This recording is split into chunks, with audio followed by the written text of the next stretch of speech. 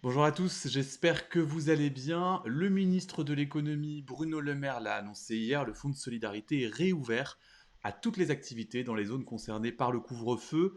Ce fonds, on va le voir, connaît des évolutions positives puisqu'il passe de jusqu'à 1500 euros à jusqu'à 10 000 euros pour beaucoup d'entre vous.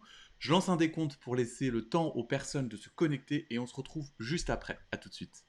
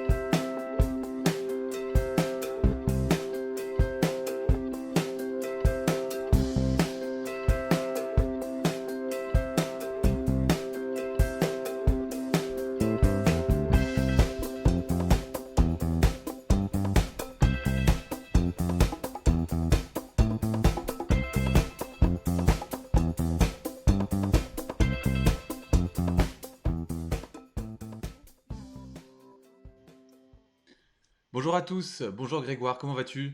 Bonjour Ludovic, ça va pas mal. Ça va pas mal, hein, au Merci. programme de ce Un peu mieux. un peu mieux, effectivement. On va faire le point durant ce live et justement au programme de ce live, eh bien les annonces de Bruno Le Maire. Vous n'avez pas manqué l'information forcément. Le fonds de solidarité réouvert à l'ensemble des activités pour les zones concernées par le couvre-feu. On va en parler, on va faire le point. Il y a aussi des changements au niveau des montants et on va faire un point complet sur tout ça. Autre sujet durant ce live, la Fédération des auto-entrepreneurs qui reste mobilisée parce que si cette réouverture du fonds de solidarité à l'ensemble des activités dans les zones concernées par le couvre-feu constitue une avancée qui montre bien qu'il y a une prise de conscience, comme quoi toutes les activités peuvent être pénalisées par la crise que nous traversons, eh bien ce n'est pas suffisant pour la Fédération des auto-entrepreneurs qui reste mobilisée. On va vous expliquer ce qu'on a fait cette semaine, comment on compte s'organiser pour la suite, parce que oui, rappelons-le, la Fédération des auto-entrepreneurs demande la réouverture du fonds avec effet rétroactif au 1er septembre pour toutes les activités, et maintenant il faut le préciser, partout en France. Et puis on finira par vos questions. Vous avez été nombreux à nous poser des questions suite à cette annonce. Eh bien, on fera un point sur l'ensemble de vos questions. Et tout d'abord, Grégoire, donc je le disais, les nouveautés donc concernant le fonds de solidarité. Avant d'aller plus loin, ce que je vous propose, c'est d'écouter Bruno Le Maire. Il était ce matin sur RMC BFM TV au micro de Jean-Jacques Bourdin et il a abordé justement l'évolution qui concerne donc le fonds de solidarité.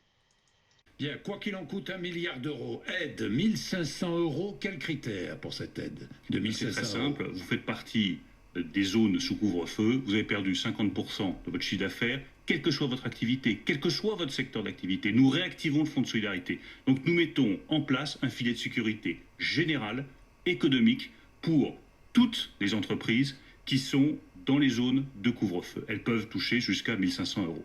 Et pour les restaurateurs, c'est la même règle, ça se déclenche soit parce que vous êtes fermé, soit parce que vous avez perdu 50% de votre chiffre d'affaires. Mais là, c'est pas 1500 euros par mois, c'est jusqu'à 10 000 euros par mois. Et ça couvre les hôtels, les cafés, les restaurants, 50% les salles de cinéma, de les chiffre salles d'affaires. de théâtre, tout le secteur de la culture, tout le secteur de l'événementiel, parce qu'évidemment on n'organise plus d'événements, tout ce qui est lié à l'événementiel. Je pense aux fleuristes, je pense aux graphistes qui font des cartons d'invitation, je pense aux photographes. Ça vaut pour les salles de sport, parce que je sais que les salles de sport sont très inquiètes. Donc elles ont à leur disposition ce fonds de solidarité jusqu'à 10 000 euros dès lors qu'elles ont perdu 50% de leur chiffre d'affaires. Voilà, donc vous l'avez entendu, des évolutions concernant donc le fonds de solidarité jusqu'à 10 000 euros dès lors qu'elles ont perdu 50% de leur chiffre d'affaires. Il y a des activités qui vont vraiment en bénéficier. On va faire le point. Donc la grosse nouveauté, Grégoire, c'est bien sûr la réouverture du fonds. Je le disais, à toutes les micro-entreprises en zone de couvre-feu, hein. Oui. Alors, on va essayer effectivement, Ludovic, de décrypter un peu tout ça. Et d'abord et avant tout, je le répète, je le dis à chaque fois qu'on a ce live, mais c'est un peu obligé. Tout ce qu'on vous dit là est dit sous réserve du décret, du ou des décrets à paraître. Autrement dit, on se base dans ce qu'on vous annonce, dans ce qu'on vous explique, sur les communications médias et les prises de parole presse du gouvernement, mais on ne se base pas sur des textes publiés en décret, puisque les textes n'existent pas. Donc ça peut évidemment changer un petit peu, mais dans tous les cas, rassurez-vous, comme à chaque fois, dès que le décret sera paru, on mettra à jour la page concernant le fonds de solidarité sur le site de la Fédé, et vous aurez tous les détails à ce moment-là. Donc la première chose à retenir, c'est les fameux 50%. Quoi qu'il arrive aujourd'hui, le fonds de solidarité se déclenche à 50% du chiffre d'affaires. Ça, c'est important de le rappeler parce qu'il y a eu beaucoup de choses autour de 80, 70, 60. Donc on oublie tout ça. Donc normalement, à compter du 16 octobre, ce soir minuit, donc à compter du mois d'octobre finalement, tous les fonds de solidarité qui seront débloqués le seront à partir de 50% de baisse du chiffre d'affaires, selon une règle que vous connaissez tous, qui est la comparaison entre votre chiffre d'affaires d'octobre ou votre chiffre d'affaires de novembre et la moyenne des 12 derniers mois ou d'octobre ou de novembre 2019. Donc ça reste vrai, ça reste valable. C'est le fonctionnement qu'on vous a déjà expliqué 20 fois pendant le confinement. Une baisse de 50% de chiffre d'affaires vous donne droit au complément à hauteur du chiffre d'affaires perdu. Donc ça, c'est la première chose. La deuxième chose, c'est effectivement l'ouverture à l'ensemble des auto-entrepreneurs situés en zone de couvre-feu. Alors là-dessus, je vais essayer d'être très précis. D'abord, évidemment, ça tombe sous le sens, il faut que vous soyez dans la zone de couvre-feu. Mais ça veut dire pas que vous travaillez dans la zone de couvre-feu, mais que votre siège, c'est-à-dire que votre entreprise soit immatriculée, soit inscrite, en fonction des cas, dans le code postal du couvre-feu. Donc si c'est l'Île-de-France, c'est facile, c'est n'importe quel des départements de l'Île-de-France. Si ce sont les métropoles concernées par le couvre-feu, il faudra précisément qu'on vous donne les codes postaux correspondants. La métropole de Lille, c'est pas que Lille. Ça va de Lille à Tourcoing, à Roubaix, en passant par Marc-en-Barœul, etc. Il y a un certain nombre de communes qui correspondent à la métropole. Et donc, si vous habitez dans une de ces communes et que vous avez bien mis votre entreprise dans une de ces communes, vous aurez droit à fonds de solidarité. Bien sûr, si vous avez déménagé entre-temps et que vous n'avez pas modifié votre siège, et donc du coup votre code postal d'activité, vous n'aurez pas droit au fonds. Hein. Donc il faut être très clair avec ça. J'espère pour vous que votre adresse est à jour dans les bases URSSAF. On verra après les difficultés que ça peut poser, et notamment dans les messages qu'on a reçus, une difficulté clairement identifiée, c'est par exemple, eh bien, j'habite à telle adresse, mais j'exerce par exemple dans une grande ville, j'exerce à Paris, alors que finalement j'habite à 100 km de Paris, j'en sais rien, je dis peut-être des bêtises, puisque c'est toute l'Île-de-France qui est en Non, mais 100 couvre-feu. km, on est déjà dehors. Hein, donc, Mais effectivement, on dans verra le 20. les difficultés que ça peut poser. Déjà, donc effectivement, si vous êtes en zone de couvre-feu, si votre domiciliation, si votre entreprise est immatriculée donc dans une zone concernée par le couvre-feu, c'est le premier élément. Ensuite, donc à partir de 50% de baisse de chiffre d'affaires. Oui, Et tout à fait. ensuite, on a jusqu'à 1 500 euros pour certaines activités et jusqu'à 10 000 euros pour d'autres. Et donc jusqu'à 10 000 euros, c'est pour les activités donc, qui se trouvent en liste S1 et S1 bis, Grégoire. Oui. Alors là, c'est effectivement la troisième information très importante, Ludovic. Pour les auto-entrepreneurs qui sont dans les listes S1 et S1 bis, à savoir les dernières listes S1 et S1 bis qui ont été quand même très élargies. Hein. Donc il y a à peu près 300 métiers. Donc dans les 300 métiers S1 et S1 bis, on a affaire à, en gros, les métiers de la restauration, de l'hôtellerie, de l'événementiel, du sport, du tourisme et les métiers sous-traitants de ces métiers-là, vous avez droit à une aide qui va à hauteur de votre chiffre d'affaires perdu, mais non pas plafonné à 1500, mais plafonné à 10 000. Alors, je sais très bien, excusez-moi, je sais très bien que chez les auto-entrepreneurs, il ne va pas y avoir énormément d'impact parce que vous êtes assez peu nombreux finalement à dépasser les 1500 ou 1800 euros de chiffre d'affaires par mois. Mais si certains d'entre vous étaient à 2000, 2500 ou 3000 en octobre ou en novembre 2019 par exemple, vous avez tout intérêt à faire cette comparaison parce que vous aurez une aide qui va aller jusqu'à 3000 euros de chiffre d'affaires perdu si vous avez perdu bien sûr cette somme-là en chiffre d'affaires comparaison. Okay. Alors, on le voit dans le slide à l'écran, il y a marqué à partir de attente du décret, parce qu'en fait, effectivement, tant qu'on n'a pas le décret, on n'a pas les détails. Hein. Oui. Alors, il est fort à parier que ça sera au moins sur le mois d'octobre et sur le mois de novembre. Je rappelle que le couvre-feu aujourd'hui n'est valable que 4 semaines, que le Parlement va devoir autoriser le gouvernement à le déplacer à 6 semaines, mais que dans tous les cas, 6 semaines, ça atterrit au 1er décembre. Et que donc le mois de décembre est un peu en suspens, parce que si le couvre-feu s'arrête le 1er décembre, il est probable que le fonds de solidarité ne soit pas ouvert sur décembre. Alors, il ne soit pas ouvert effectivement à toutes les activités, il restera normalement, j'imagine, ouvert. D'ailleurs, c'est une question qu'on a, hein. Jusqu'à quand, aujourd'hui, les personnes qui se trouvent dans les listes S1 et S1 bis sont garanties de pouvoir bénéficier du fonds de solidarité? C'est jusqu'au 31 décembre ou pas pour elles? Oui. Alors effectivement, hein, pour les activités S1 et S1 bis, de toute façon, il a été communiqué, mais le décret n'est pas sorti encore, il a été communiqué que ça serait valable jusqu'au 31 décembre. Pour les autres activités, donc celles qui sont ni S1 ni S1 bis, vous êtes dans le deuxième cas de figure très simple. Il vous faut 50% de baisse, il vous faut habiter dans les zones de couvre-feu, et vous avez la garantie aujourd'hui d'avoir le fonds de solidarité sur octobre et novembre, puisque ce sont 2 mois sur lesquels le couvre-feu va vraiment courir, et donc sur lesquels vous devriez pouvoir bénéficier de l'aide. Dans nos estimations au sein de la fédération, on fera un petit tableau pour vous le présenter parce que ça peut être intéressant. Dans nos estimations, ça correspond à peu près à 65% des auto-entrepreneurs. 65% des auto-entrepreneurs de France, finalement, sont concernés par l'Île-de-France ou les 8 métropoles. Donc ça fait quand même beaucoup de monde qui retrouve un pied dans le fonds de solidarité pour octobre et novembre, peut-être pour décembre, mais en tout cas pas pour septembre, puisque dans cette mesure-là, je le rappelle, on va en reparler tout à l'heure, mais dans cette mesure-là, il n'a jamais été évoqué par le gouvernement de rétroactivité sur septembre.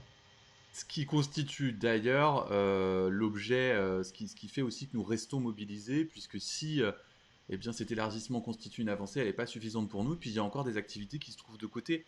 On verra, hein, ça ironise beaucoup sur les réseaux, puisque les auto-entrepreneurs qui ne sont pas concernés, en sont presque à souhaiter que leur région soit en couvre-feu, hein, parce que ça serait la solution finalement pour être aidé. Donc c'est vrai que ça donne lieu à des situations, à des commentaires un peu ironiques. Oui, il est vrai, Ludovic, que cette mesure, donc on va comme toujours essayer d'être dans la nuance au sein de la Fédé. Et d'abord, il faut reconnaître que cette mesure, elle va quand même dans le bon sens. C'est-à-dire que nous reconnaissons, on en a longuement parlé d'ailleurs au conseil d'administration hier soir et mardi soir, le gouvernement fait un geste, fait un pas supplémentaire vers nous et réouvre quand même le fonds de solidarité, ce qui est une demande qu'on exprime sur les réseaux et dans la presse depuis maintenant 1 mois. Malgré tout, il faut reconnaître, et ça je le dis avec beaucoup de nuances, il faut reconnaître que cette mesure, elle a pas mal de biais, pas mal de défauts. Bon, le premier, on l'a évoqué, c'est l'histoire des adresses. Si vous n'avez pas déménagé ou n'avez pas modifié votre adresse dans les temps, vous ne pourrez pas bénéficier du fonds. 2, si vous travaillez effectivement dans les métropoles, mais que vous habitez malheureusement pour vous juste en bordure de métropole ou juste en bordure d'Île-de-France, par exemple vers Chartres, alors que vous travaillez sur Versailles ou sur Paris, dans des centres de formation, des centres de sport, des théâtres, etc., vous n'aurez pas droit au fonds non plus. C'est quand même assez gênant. 3, ça crée quand même un biais entre le rural et l'urbain. Encore une fois, en France, ceux qui vont en souffrir, c'est tous ceux qui habitent dans la ruralité. En fait, on est en train de dire quoi? Les grandes villes, on va vous aider. Et puis ceux qui sont dans les campagnes, débrouillez-vous. Et ça, c'est terrible. Il y a déjà une fracture rurale sur le digital, la fibre, l'accès au transport en commun, la bonne formation pour les pour les entreprises ou pour les étudiants. Et puis maintenant, on rajoute les aides financières de l'État, où on met encore un peu le rural sur la touche, avec quelques villes qui aussi, je rappelle, n'en bénéficient pas. Strasbourg n'en bénéficie pas, Bordeaux n'en bénéficie pas, Nantes et Rennes non plus. Donc il y a quand même beaucoup de métropoles qui ne bénéficient pas de cette aide. Donc c'est pas que le rural, c'est quand même aussi quelques grandes villes. Alors, c'est effectivement ce qu'on retrouve sur les réseaux, hein, sur les réseaux sociaux, dans les commentaires. Stéphanie qui nous dit donc les indépendants qui ne sont pas dans les lieux de couvre-feu ne peuvent pas prétendre au fonds d'aide sociale. Pour autant, ce n'est pas que le couvre-feu qui engendre une perte de revenus, c'est bien la gestion de la crise sanitaire dans sa globalité et sur le tout et surtout le territoire français, pardon. Steph qui nous dit couvre-feu ou pas, on ne bosse pas pour beaucoup entre 21h et 6h du matin. Quels arguments ont-ils trouvé pour expliquer pourquoi les uns ont le droit au fonds de solidarité et les autres n'ont finalement pas le droit au fonds de solidarité? Il serait vraiment temps que la fédération arrive à ses fins avant que ce ne soit la fin pour beaucoup d'entre nous. Frédéric, en toute franchise, je n'appelle pas cela une bonne nouvelle. Il faut donc un couvre-feu pour que tout le monde soit aidé. C'est une tristesse sans fin à croire que le Covid n'est présent que dans certaines villes. Et puis, dernier commentaire, celui de Nicolas qui ironise. Je vais donc faire mon maximum pour que ma ville devienne une zone de couvre-feu. Ouais. Alors, pour répondre à la première question sur quels arguments ont-ils trouvé pour ne pas l'ouvrir, très honnêtement, nous n'en savons rien. Il y a quand même une histoire de fonds, hein, une histoire d'euros, une histoire d'argent. Le fonds de solidarité, aujourd'hui, est encore doté de 2 milliards. Quand on regarde toutes les consommations du fonds de solidarité depuis le mois de mars, on voit bien que les sommes engagées ont été assez colossales. On a quasiment atteint les 7 milliards. On va arriver à 9 milliards si on consomme les 2 milliards restants. Et clairement, le gouvernement, on le voit bien, cherche à border au maximum ses dépenses, finalement, en disant on aide ceux qui sont vraiment dans les zones les plus évidentes, et puis tous ceux qu'on peut ne pas aider tout de suite, on ne le fait pas parce qu'on tire un peu sur la corde et on gratte tout ce qu'on peut gratter. C'est une vision qui est très budgétaire et qui est très comptable, et que évidemment on n'accepte pas, surtout dans cette situation actuelle, mais visiblement c'est ce qui les guide. Visiblement c'est ce qui les guide, et clairement il faut qu'on continue à faire du bruit, il faut qu'on continue à se mobiliser, il faut qu'on écrive nombreux, et il faut qu'on se mobilise auprès de Bruno Le Maire. C'est pour ça qu'on continue à écrire un courrier ce soir pour demander. Alors, on va en parler justement, effectivement, qu'a fait la fédération durant cette semaine, parce que parfois on est un peu moins présent sur les réseaux, mais ça ne veut pas dire que nous ne sommes pas dans l'action. Il y a des choses qui ont été faites et on va en parler. On va juste rappeler ce que demande la fédération des auto-entrepreneurs. C'est la réouverture du fonds de solidarité à toutes les activités partout en France, dès 50% de chiffre d'affaires, avec effet rétroactif au 1er septembre. Donc je sais que dans les commentaires, il y a beaucoup de gens qui se sont dit « Ah bah moi je ne suis pas concerné effectivement par ces évolutions ». Sachez que la fédération des auto-entrepreneurs reste extrêmement mobilisée pour obtenir gain de cause, parce qu'on sait qu'il y a des gens qui sont dans des situations économiques catastrophiques, et c'est aussi pour ça qu'on demande l'effet rétroactif au 1er septembre, puisqu'il y a des c'est pas en obtenant au 1er décembre avec 4 mois sans aide qu'on va pouvoir vraiment aider les gens qui sont dans des difficultés, qui ont accumulé de la dette.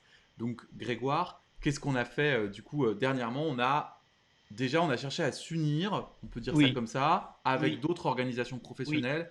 C'est très important parce que ensemble, on est forcément plus fort. Oui. Alors, très clairement, on vous l'avait dit au début de la semaine, on a continué notre travail.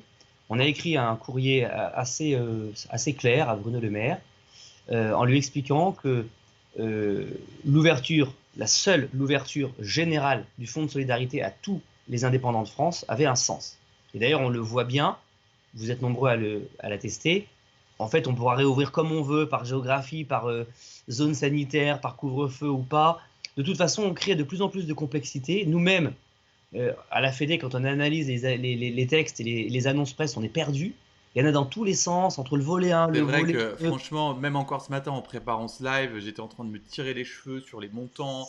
J'ai embêté tout le monde pour dire mais attends, tu comprends ça, et même nous qui sommes vraiment dans le truc, et ben c'est vrai que c'est pas simple. Donc j'imagine quelqu'un qui est un peu extérieur, qui a juste besoin d'être aidé dans une situation de crise historique, quand il se trouve face à tout ça.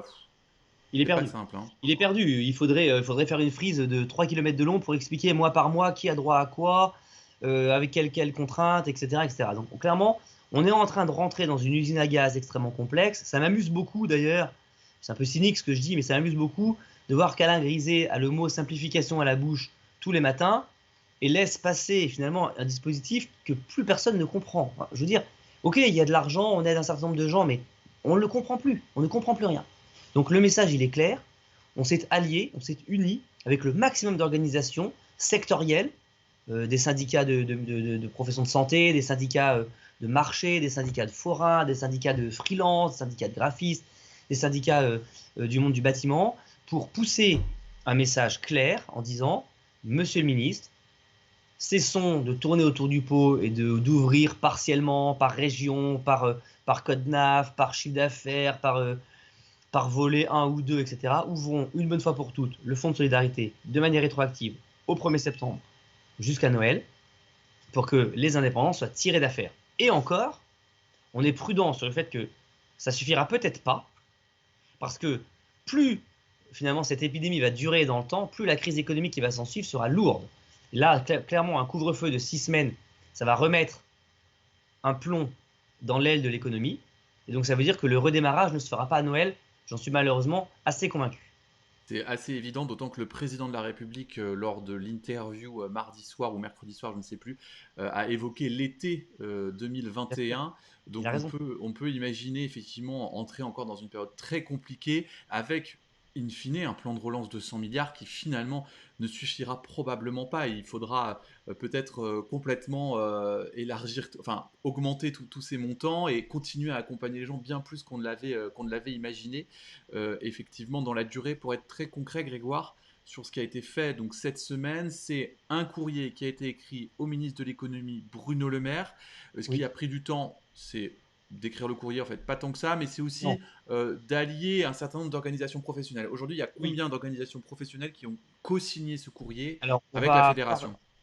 On va avoir, donc le courrier va partir en début d'après-midi, on va avoir 20 signatures minimum d'organisations professionnelles différentes qui vont co-signer ce courrier. C'est vraiment important, 20 organisations professionnelles qui s'associent au courrier, c'est significatif. Oui, c'est beaucoup, et notamment parce que ça représente beaucoup de secteurs différents, beaucoup d'entreprises derrière. Hein. Chacune de ces organisations représente 10, 15, 20, 30 000 adhérents, et donc porte effectivement un message assez homogène finalement, à la fois sur le territoire et sur les secteurs, en disant « vous nous avez abandonnés, vous nous avez abandonnés, vous nous avez abandonnés parce que clairement on est comme tout le monde, malgré l'absence du couvre-feu, malgré l'absence de règles sanitaires strictes, parfois dans le monde de la formation ou dans le monde des marchés, eh ben, on n'a plus rien. On ne peut plus vendre, on ne peut plus se développer, tous les événements sont annulés, et pour autant, on n'est pas aidé. Donc ça, clairement, ça ne passe pas. Et je le dis en conclusion de la lettre, la colère monte. La colère monte, les gens sont sous pression, et en fait, je pense que c'est même finalement une mesure d'ordre public que devrait prendre le ministre de l'économie, d'écouter ce message et de relancer les aides pour ces petites activités, parce que ça sera évidemment dangereux au niveau économique si les gens finissent à Pôle emploi, au RSA, aux allocations sociales, etc. Mais ça sera aussi dangereux s'ils finissent dans la rue.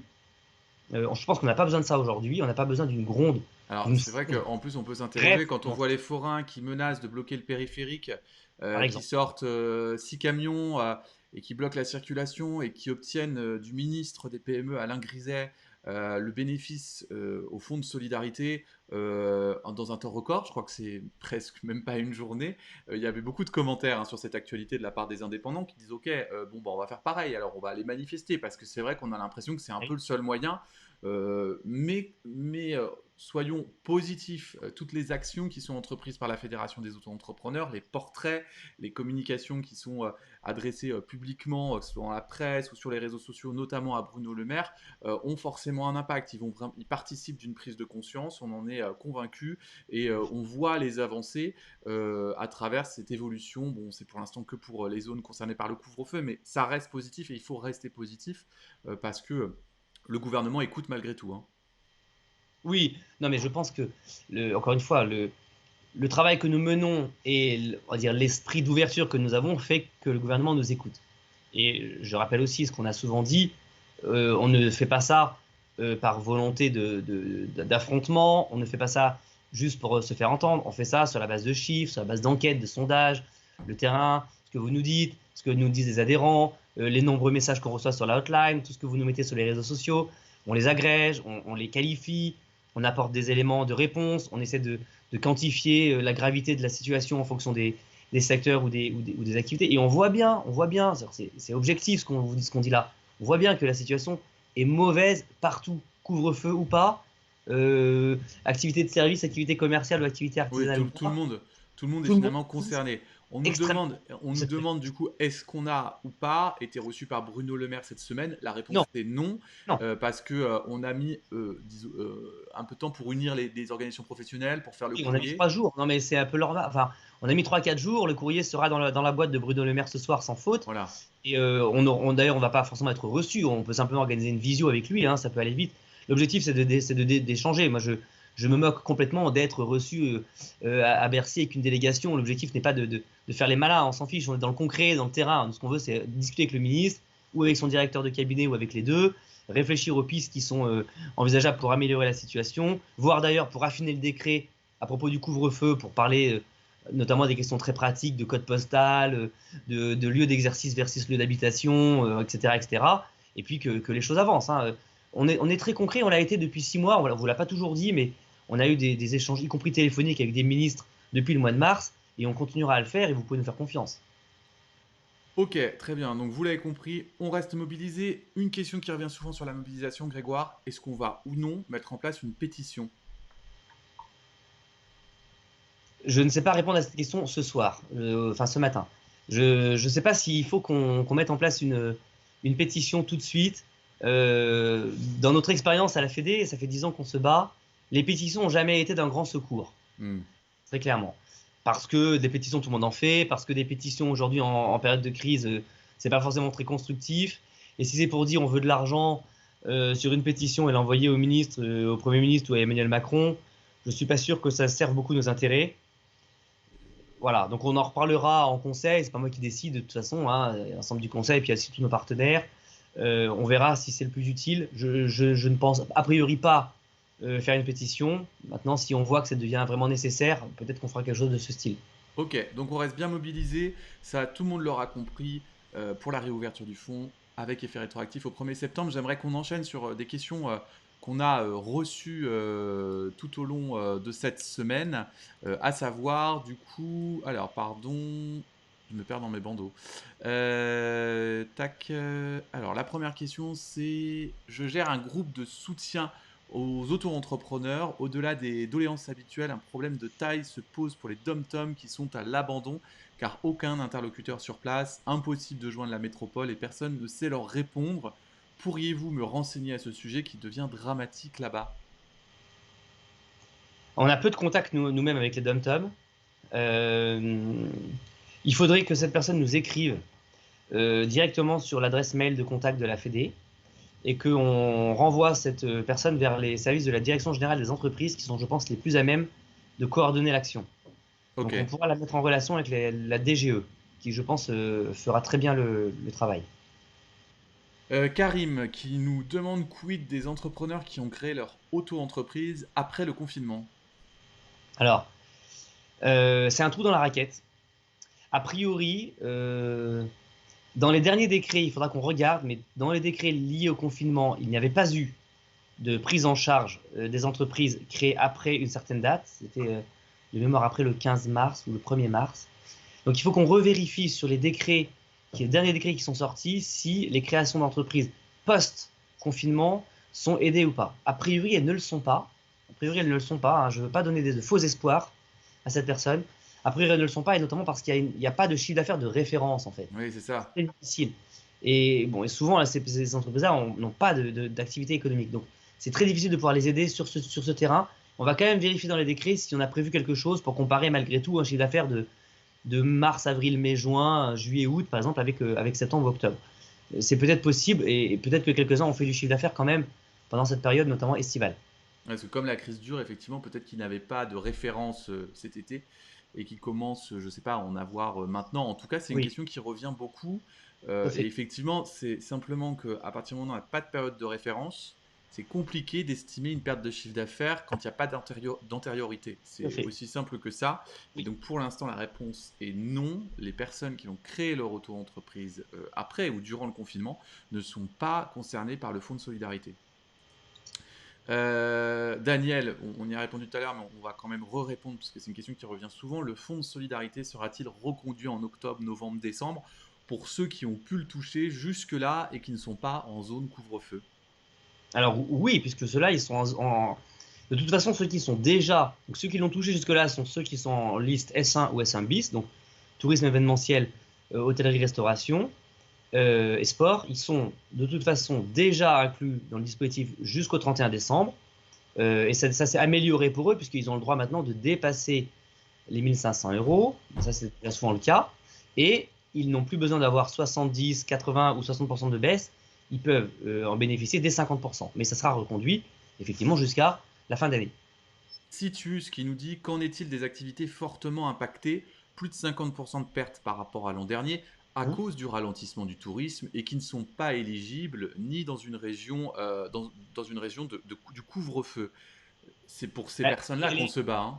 Oui, mais alors si elle est dans le tourisme, normalement elle est dans la liste S1 et S1 bis. Hein. Le Alors, tourisme, il y a ça va être peu. par exemple, je te donne un exemple concret, Grégoire. Ça va être par exemple, j'ai une boutique qui vend des Oui, souvenirs à côté d'un restaurant. oui. Puisque les restos sont fermés, bah, du coup, c'est désert, etc. Enfin voilà, je vends des souvenirs à la base, et voilà. Ils ne sont pas considérés dans le tourisme, si je ne m'abuse. Non, alors, a priori, typiquement la vente au particulier, si c'est pas une vente de souvenirs, parce que la vente de souvenirs est dans la liste. Hein, la vente de souvenirs fait bien partie de la liste. Si c'est une boutique simplement d'habillement ou de jeux, enfin peu importe, hein, voilà, une petite boutique qui n'est pas dans les souvenirs, a priori elle n'est pas aidée. Et donc si elle n'est pas dans les zones de couvre-feu, elle n'est pas encore aidée demain. Donc ça fait partie des vrais trous dans la raquette et c'est pour vous qu'on se bat sur finalement cette dernière étape qu'il faut faire tomber. Question de Guillaume. Et là vient aussi la question de la durée entre le confinement et le demi-confinement de 6 semaines. Il va falloir revoir la date de fin. Décembre me semble absolument pas réaliste. Il a clairement été dit que nous en aurions pour au moins l'été 2021, c'est ce qu'on disait. Allez-vous, la Fédération des auto-entrepreneurs, mettre le sujet sur la table? Bien sûr, et on le fera exactement comme on l'a fait à la rentrée, c'est-à-dire qu'on va sûrement sur le mois de novembre faire une 6e enquête de conjoncture dans laquelle on va effectivement regarder le chiffre d'affaires réalisé. Alors d'ailleurs, on le fera avec un petit focus couvre-feu ou pas couvre-feu, ça sera intéressant. Et on va faire une enquête sur la projection du premier trimestre 2021. Et cette projection va te donner des éléments très intéressants qui permettront là encore d'aller devant les différentes instances gouvernementales et les directions centrales pour leur dire voilà, on attend de votre part une prolongation du fonds de solidarité sur le premier trimestre, sur le premier semestre. Bien sûr. Amandine, juste le couvre-feu, pas besoin de fermeture administrative? Non, pas besoin de fermeture administrative. Alors, Fanny, cette mesure prend effet pour quel mois? Octobre, j'imagine. Et si Oui. on est à plus de 50% de perte de chiffre d'affaires, peut-on prétendre, quel que soit le code APE, à plus de 1500 euros d'aide? Non. Merci. Alors justement, on répète la règle. C'est sur octobre. Il faut avoir 50% de baisse. Et en fonction de Alors, tu es votre sûr hein, code que ça sera à partir du 1er octobre? bah, oui, ça sera. En fait, on est dans la même situation que le 15 mars. Hein. Rappelez-vous, le premier fonds de solidarité a été ouvert le 17 mars. Le confinement a été déclaré le 15, le premier fonds de solidarité le 17. Donc évidemment, ça sera le mois de mars et le mois d'octobre qui seront pris en référence. Le mois de juin aussi était un mois de juin à cheval entre du confinement et du déconfinement. Donc peut-être que ça sera le cas sur décembre. En tout cas, sur octobre, ça sera le mois d'octobre qui sera pris comme référence. Si votre code APE est dans les listes S1 et S1 bis, vous avez droit de déplafonner les 1500 euros tant que ça correspond à votre baisse de chiffre d'affaires. Si vous n'êtes pas dans les listes S1 et S1 bis, vous ne pouvez pas déplafonner les 1500 euros. Donc vous serez aidé à hauteur de votre baisse, plafonné à 1500 euros. Mais je pense qu'on va essayer de faire une petite infographie sur ce sujet pour expliquer un peu plus clairement à nos adhérents. Il faut qu'on trouve le temps cette nuit de faire ça pour que les gens s'y repèrent un tout petit peu. Mais je préférais avoir le décret sous les yeux pour la publier. Un décret, c'est sous combien de temps généralement? On peut l'espérer pour quand? Ah, je pense qu'ils sont ils sont à fond là. À mon avis, on l'aura pas aujourd'hui, mais je pense qu'on l'aura ce week-end ou lundi. Très bien. Ils sont Redouane. en général assez rapides. Assez rapides. Redouane qui nous demande est-ce que la restauration rapide pourrait bénéficier de l'aide jusqu'à 10 000 euros? Mais je crois que c'est déjà le cas. A priori, la restauration rapide est déjà dans les codes, APE, tourisme et restauration. Oui, il n'y a pas de raison. Très bien. Voilà, donc on a essayé de répondre à vos questions, à un maximum de questions. On continue d'avancer pour une réouverture du fonds à tous, quelle que soit la région. Et on vous tiendra donc au courant progressivement. Je relance un dernier appel sur les réseaux à tous ceux qui nous suivent. On n'est pas encore assez fort et assez nombreux au sein de la Fédé. Parlez, partagez nos lives, partagez nos infos, partagez nos posts sur les réseaux, sur Instagram, sur Twitter, sur LinkedIn pour ceux qui sont sur ces réseaux. Faites connaître la Fédé. Il y a encore beaucoup de gens. Vous savez, il y a 1 200 000, 1 300 000 auto-entrepreneurs actifs en France. Et il y en a 60 000 sur notre page Facebook. 70 000 sur notre page Facebook qui nous suivent. Il y en a quand même aussi pas mal qui nous suivent sur YouTube ou en direct sur le site. Mais il faudrait encore plus de monde.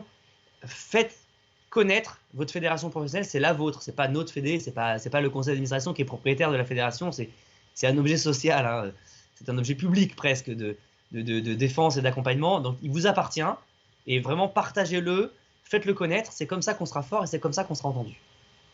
Voilà, vous l'aurez compris, partagez s'il vous plaît au maximum les publications que l'on met en ligne pour faire connaître aussi la Fédération des auto-entrepreneurs parce que forcément, hein, plus on va avoir de poids, plus on va avoir d'influence, plus il y aura de gens qui vont nous connaître, plus on va pouvoir se faire entendre. Merci beaucoup Grégoire. Merci Ludo, à bientôt. À bientôt, bon week-end à tous et on vous tient au courant la semaine prochaine des futures avancées. À bientôt.